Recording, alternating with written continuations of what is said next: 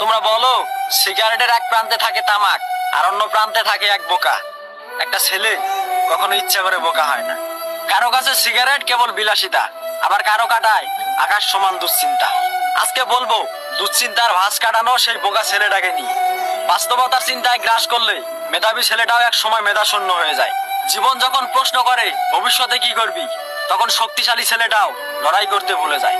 নবম দশমের স্বপ্ন আমাদের আকাশচুম্বী। কেউ হবে ডাক্তার, কেউ চাকরিজীবী, আবার কেউ হবে ইঞ্জিনিয়ার। আমাদের পড়ালেখা ওই মাধ্যমিকেই শেষ। এরপরে কেউ শ্রমিক, কেউ কৃষিকাজে, আবার কারো ছাড়তে হয় দেশ।